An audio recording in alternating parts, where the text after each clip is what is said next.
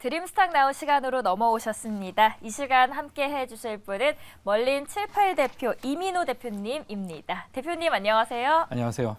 오늘은 또 새로운 이미지를 도전하시는지 안경을 끼고 오셨네요. 네, 오늘 좀 컨디션이 안 좋아서 그런지 잘 안 보여서 비도 오는데 오히려 더 지적여 보이십니다. 감사합니다. 네, 오늘 증시 한번 먼저 이야기를 나눠볼게요. 네네. 오늘 증시도 나눠보기 전에 일단 전일 증시부터 알아볼까요? 예. 전일 미국 증시 다 좋았죠. 분위기 굉장히 좋았죠.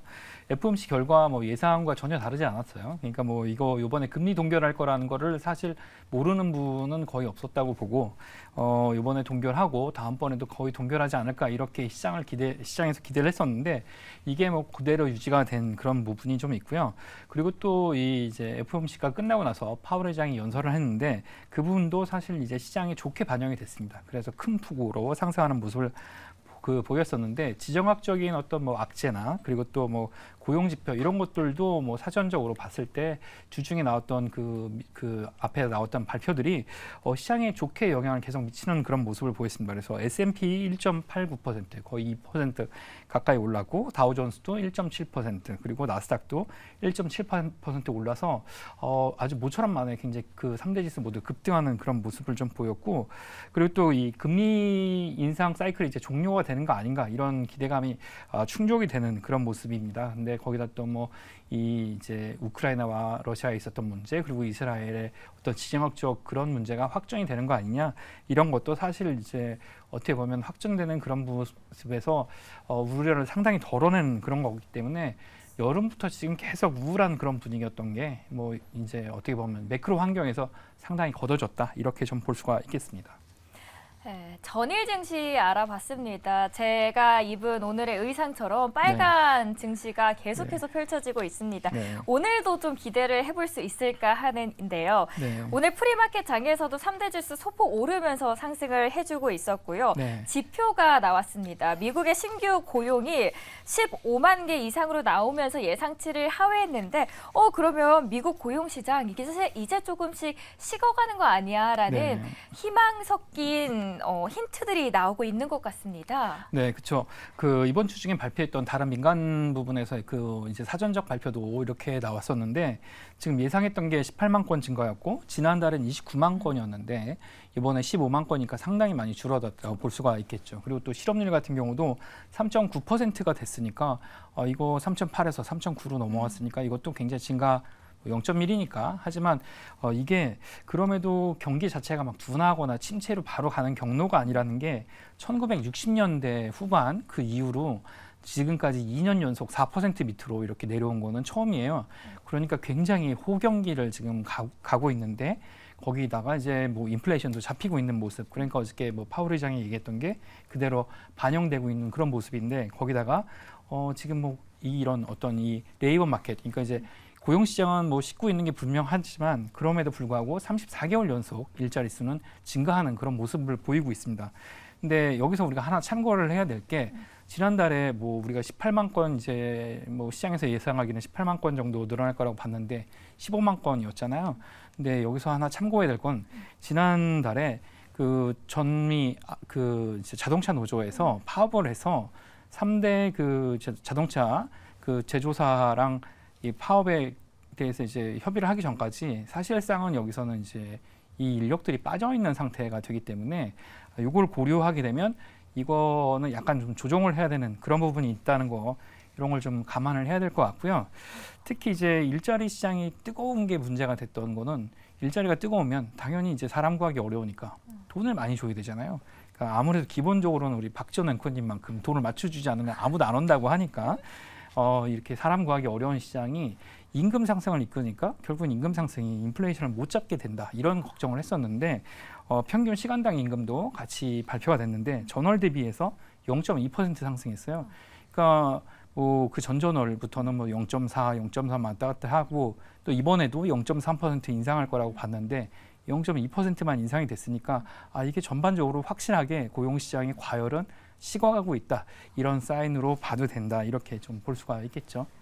고용 시장이 확실히 조금씩은 식어가고 있는 모습들이 저희가 지표를 통해서도 보여지고 있습니다. 이번에 파월의 기자회견 이야기를 시작을 해보려고 하는데요. 파월이 경기는 몹시 양호하다라고 이야기를 했더라고요. 예. 뭐 파월 의장이 했던 얘기를 어느 쪽에서는 매파라고 하고 어쩌면서 비둘기파라고 하고 뭐 여러 가지 얘기가 있는데 실상은 뭐 딱 그 몇 마디로 줄일 수밖에 없을 것 같아요. 한 4마디 이 정도 줄일 수 있을 것 같은데 경기 좋다. 예, 미국 고용시장 아직도 뜨겁다. 뭐 이런 얘기하고 금융 환경이 타이트하다. 그러니까 이제 타이트하다는 건 이 시중금리가 많이 올라갔다는 걸 알고 있다. 그러니까 이제 한편으로는 시중금리가 많이 올라가기 때문에 한기 기업이라든지 자영업자들이 고생할 것을 알고 있다. 뭐 그런 뉘앙스로 좀 얘기도 했고요. 그래서 뭐 이거 가지고 그러면 결국에는 시중금리가 높은데 뭐 금리나 사이클에 접어들어가는 것들 뭐 이런 것들에 그 대한 관계된 질문들이나 비슷한 말이 나왔을 때 금리 인하는 전혀 고려하고 있지 않다. 이렇게 얘기를 했어요. 근데 이 얘기는 경기가 좋은데 고용시장이 식어가고 있으니까 우리는 이걸 더 지켜보겠다. 이런 얘기를 한 거고 시장에서는 뭐 이것도 이제 지겨운 얘기인데 금리 이제 안 내릴 거다. 이거 뭐 저는 연초부터 얘기를 했었는데 금리 내리는 일 없다고 올라가면 올라가지 그런 얘기를 했었는데 사실 이 얘기는 금리 인하 절대 없다는 것도 반면에 이제 금리 인상도 거의 가능성은 두고 있지 않다. 하지만 뭐 그렇다고 해서 금리 인상이 전혀 없다는 말은 아니다. 뭐 이렇게 얘기를 했는데 그거는 가능성이 굉장히 낮다. 이렇게 볼 수가 있을 것 같아요. 예, 그 정도로 얘기를 했는데 이걸 보고 금리 이제 긴축 정책의 어떤 사이클은 끝났다. 이런 것만 보고 이제 시장이 환호를 했는데 사실 그동안 많이 불확실한 부분이 있었잖아요. 이 이제 연준의 어떤 정책도 물론이지만 이 장기 금리가 급등락을 하기 때문에 시장이 굉장히 불안 요소가 있었는데 사실 뭐 채권 물량도 뭐 이제 조절이 좀 되고 그런 부분에서 어떤 금리의 그 어떤 이 높은 금리로 가는 그런 것도 변동성도 좀 줄어드는 그런 부분도 시장에 영향을 미친 것 같다. 이렇게 좀 볼 수가 있겠습니다. 그런데 최근에 실업수당 수령자 자체는 증가를 했습니다. 네네, 그렇죠.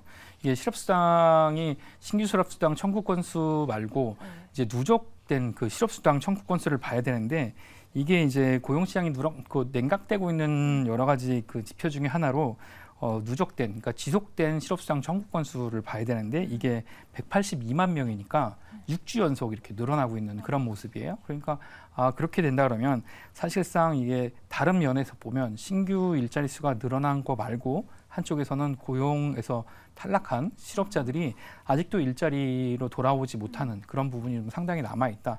이렇게 좀 볼 수가 있겠고요.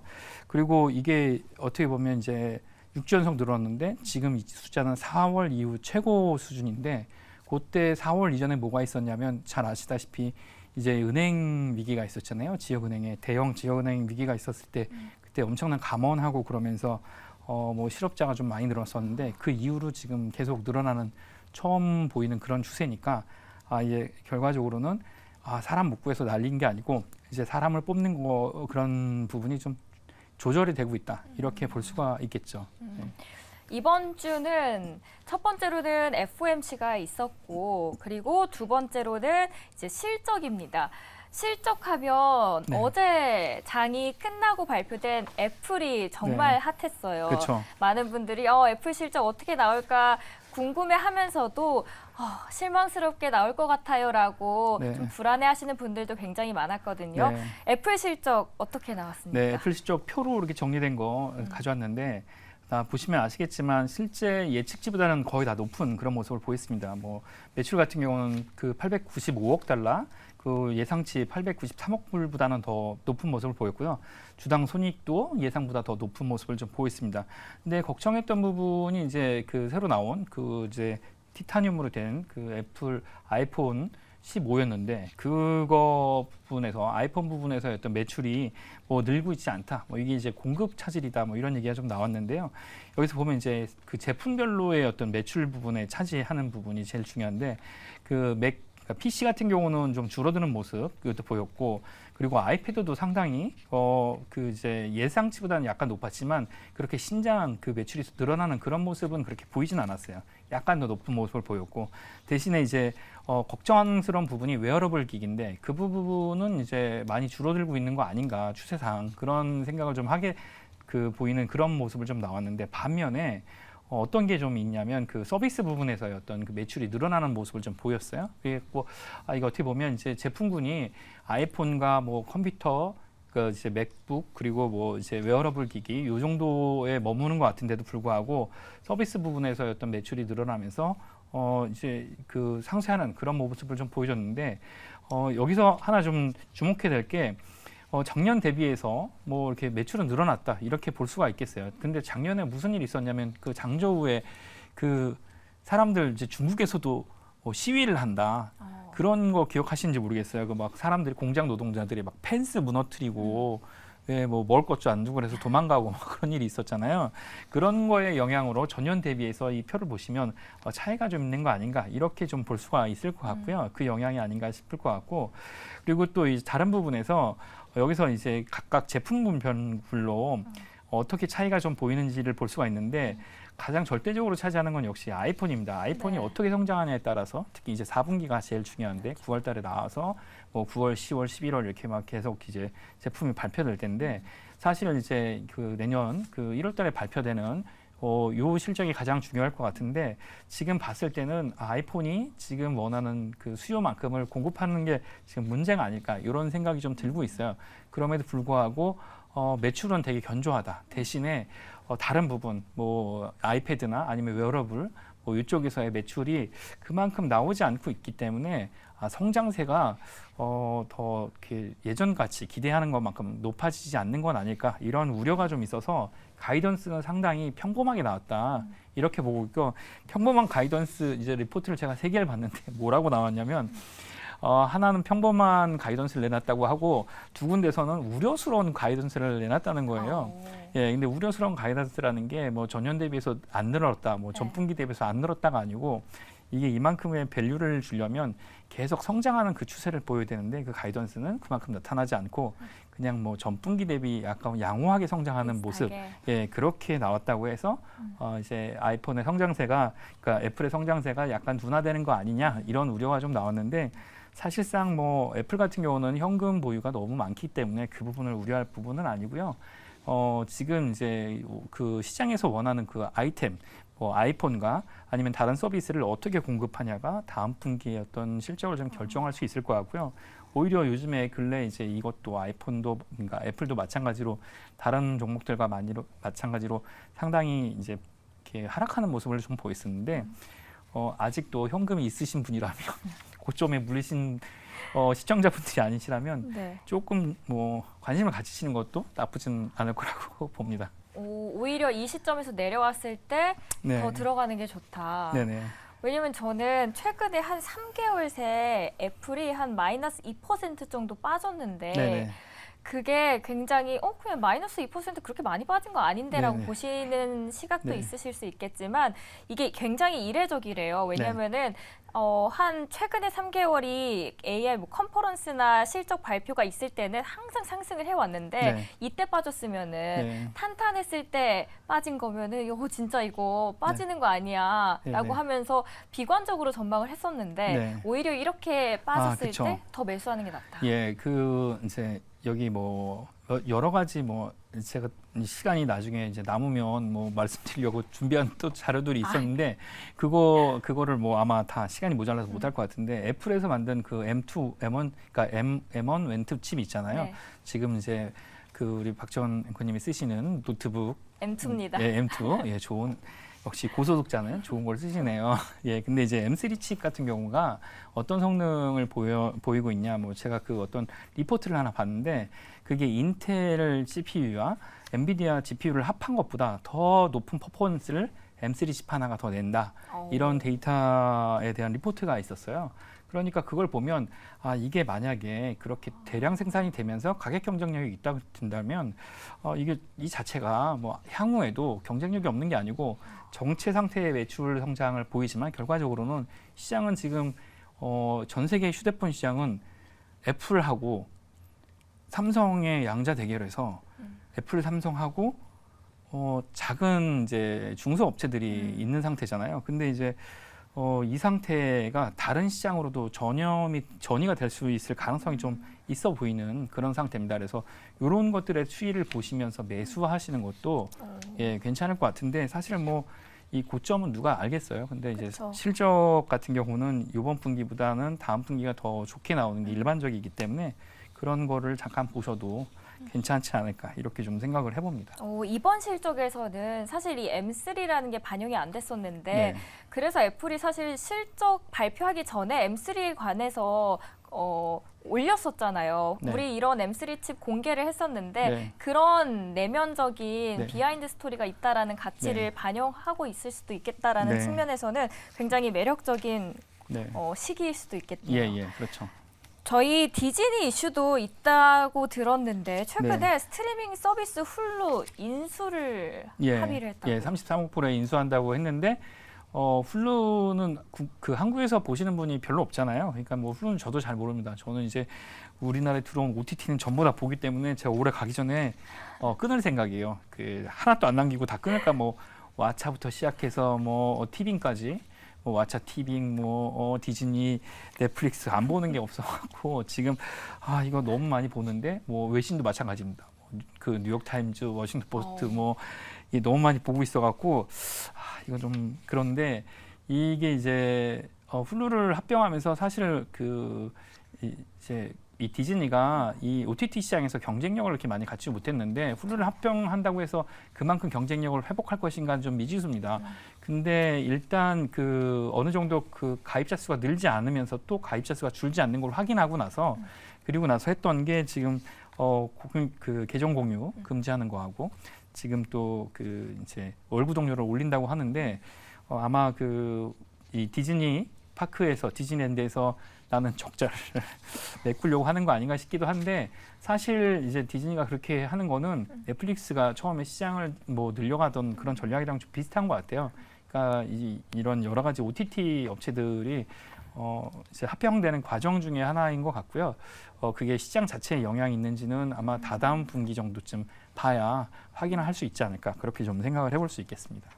디즈니는 최근에 파업 때문에도 힘들었는데 이번 인수 합의가 어떤 나비 효과를 불러 일으킬지 꾸준히 지켜봐야 될 부분인 것 같습니다.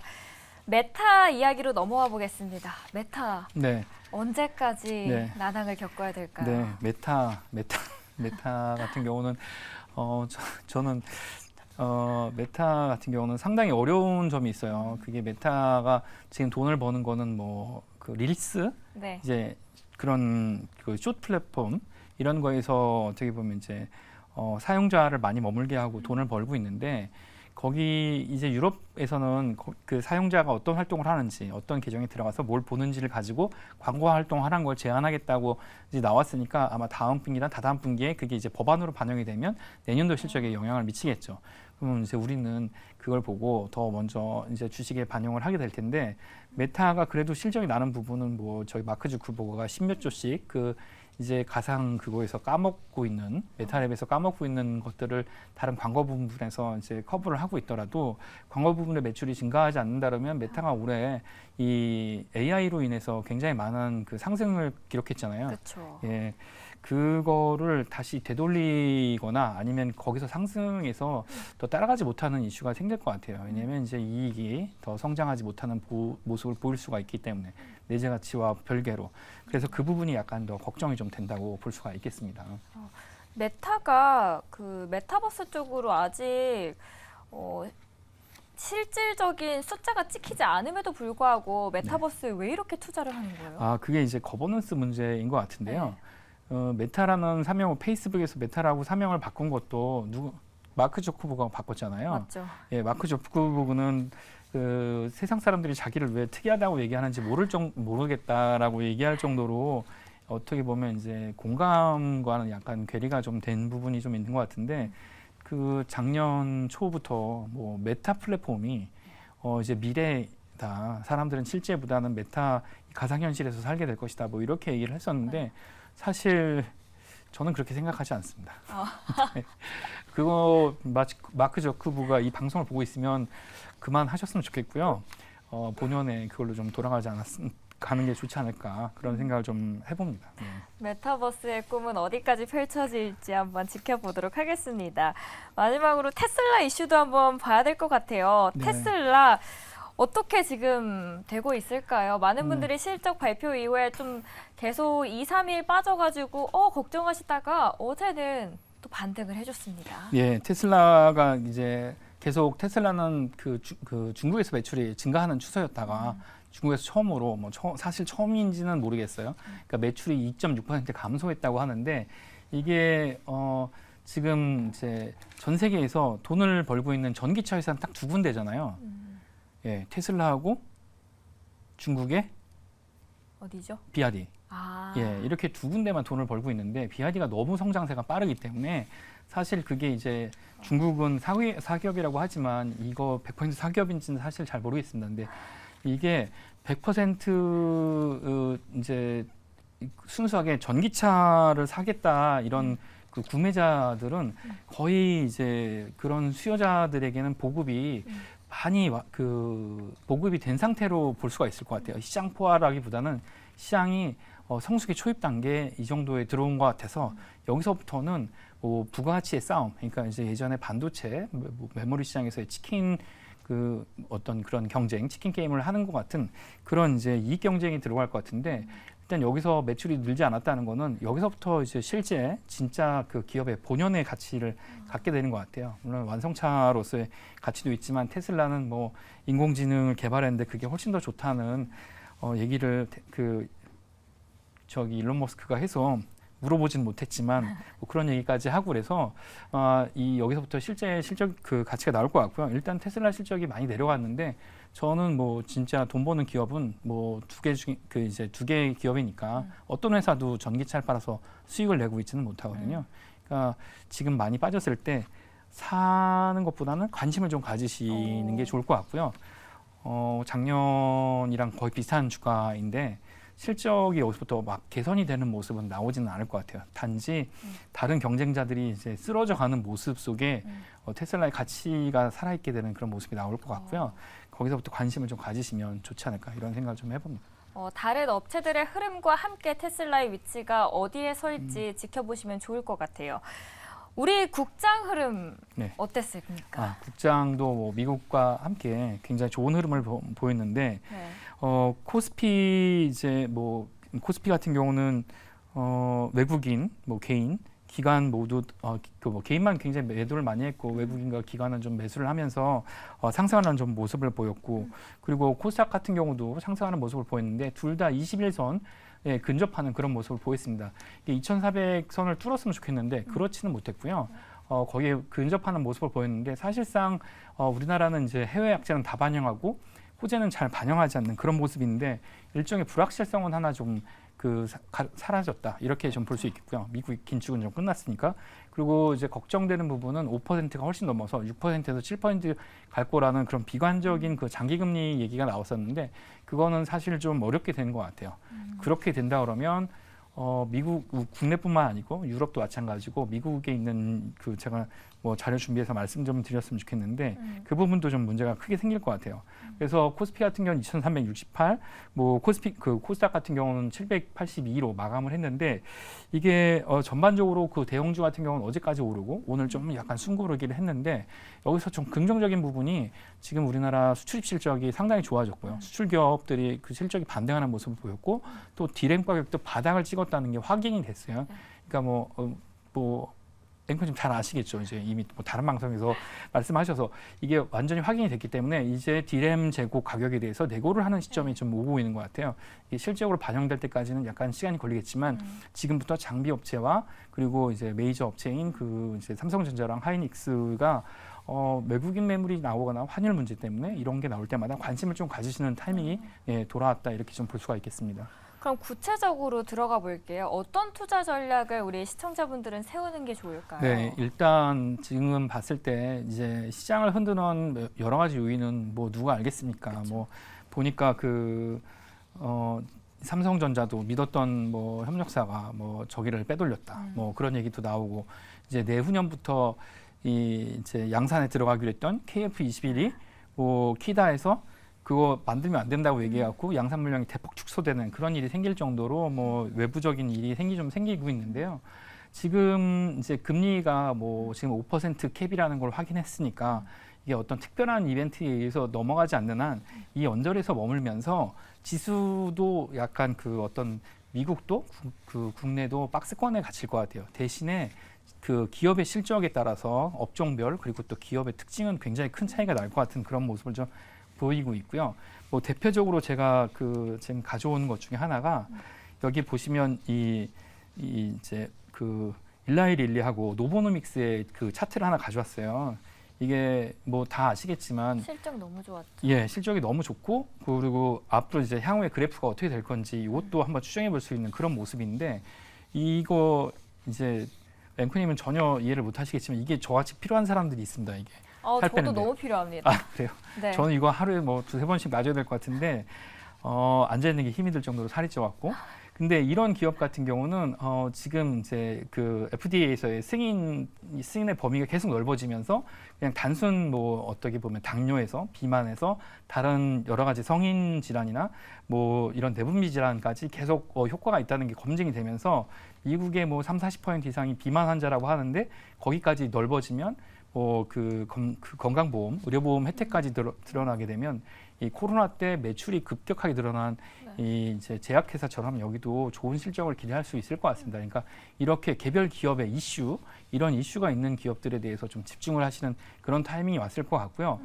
지수나 아니면 그런 것들에 대한 베팅이나 그런 것보다는 이렇게 개별 기업, 큰 기업의 이슈, 그러니까 실적에 받쳐주는 그런 뉴스에 좀 집중을 하실 필요가 좀 있지 않을까 이렇게 생각을 해볼 수 있겠습니다. 마지막으로 이슈 하나 다뤄볼까 하는데요. 네네. 이번에 중국에서 네. 대만의 폭스콘에 네. 세금 조사에 들어갔다라고 네. 합니다. 네. 근데 왜 이걸 집중하냐? 또 폭스콘은 애플과도 협업 관계 이게 네네. 있잖아요. 네. 어떻게 이슈가 풀려 나가고 있는 건가요? 이제 세무조사를 어떻게 하는지는 사실 잘 모르겠어요. 근데 네. 제가 알고 있는 건 폭스콘의 회장님께서 대만 총통선거에 출마를 하신다고 하는데 그것과 좀 밀접하게 관계가 있지 않을까 이런 생각이 좀 들고요. 그거는 이제 정치적 영향을 다른 거죠. 우리나라에서도 뭐 영화 같은 데 보면 뭐 검찰이나 그러니까 이제 이런 세무서를 통해서 세무당국을 통해서 뭐 그 경제인들한테 압박을 놓거나 뭐 이런 것들이 영화상에 있는 것처럼 나오잖아요. 근데 폭스콘에 대해서 중국 당국이 그런 식의 조사를 한다는 건 이 이제 폭스콘의 회장님이 총통선거에 나가겠다고, 그러니까 대만 총통선거에 나가겠다고 이제 선언을 하고 만류에도 불구하고 나가겠다고 하고 그리고 그걸 끝까지 고집해서 결국에는 출마해서 본인이 얘기하는 걸 하겠다, 본인의 어떤 그런 거를 경제적 그거를 이제 정치적으로도 대입을 하겠다 이런 거에 대한 반발의 일종이라고 좀 볼 수가 있을 것 같아요. 시간이 지나면 그 내용은 더 나올 것 같은데 그렇다고 해서 중국이 폭스콘을 벌일 수 있냐? 그건 또 아니라고 봅니다. 그러니까 이제 그거는 일종의 서로 뒤에서 벌어지는 어떤 그 정치적 수싸움의 일부가 아닐까 싶은 그런 생각이 좀 듭니다. 마지막 이슈까지 함께 들어봤습니다. 컨디션 오늘 안 네. 좋다고 하셨는데 너무 좋으신데요. 그래요? 네. 함께 이야기해 주신 분은 멀린 78 이민우 대표였습니다. 잘 들었습니다. 네, 감사합니다.